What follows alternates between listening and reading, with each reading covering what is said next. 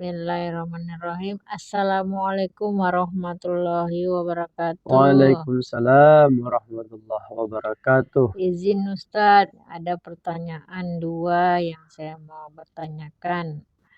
Apa hukum melihat sembelih hewan kurban sendiri? Kedua, apa yang dibaca ketika melihat hewan kurban disembelih? Terima kasih. Yang pertama mengenai hukum seputaran tentang kurban. Pertanyaannya tadi, apa hukum melihat ya? Ya. Apa hukum melihat penyembelihan hewan kurban sendiri?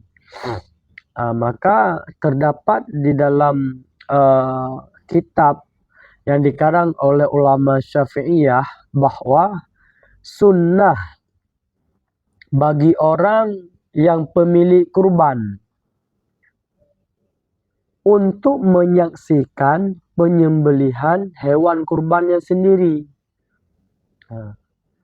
Maka hadis Nabi ketika Siti Aisyah berkurban diperintahkan oleh Nabi untuk mendatangi, menghadiri penyembelihan hewan kurbannya.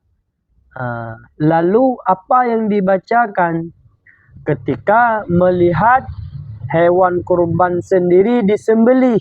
Nabi mengajarkan kepada Aisyah dibaca ketika melihat hewan kurban itu disembelih sebahagian doa iftitah.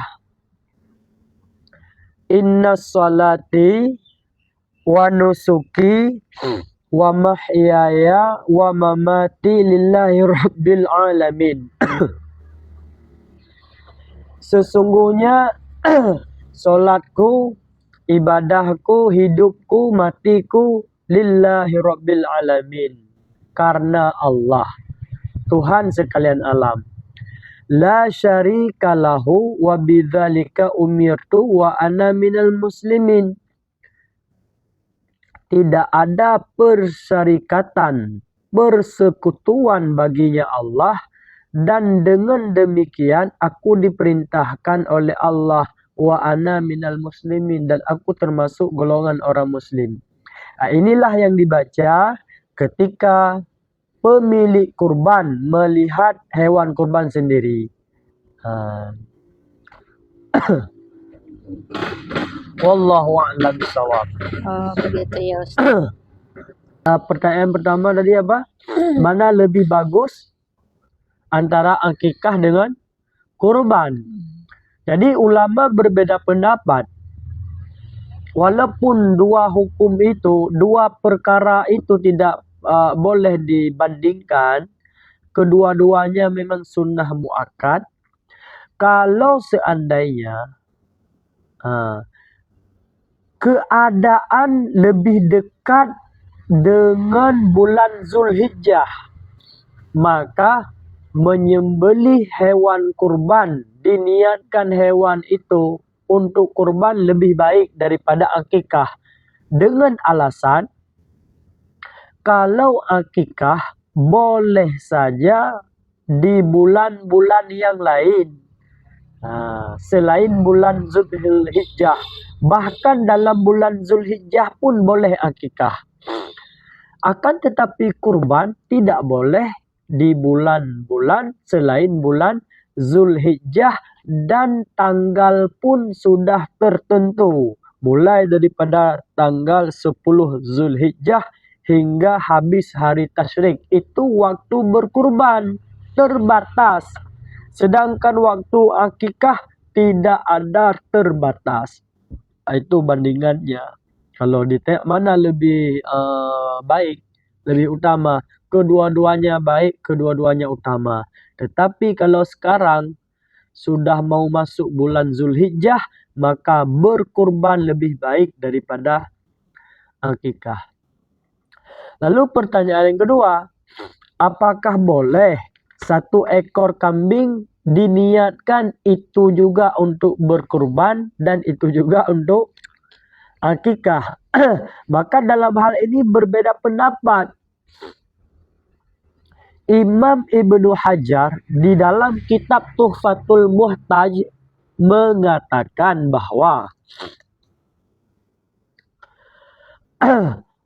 apabila jikalau berniat seseorang dengan seekor kambing yang disembelih akan kurban serta akikah, niscaya adalah hasil sesuatu daripada keduanya.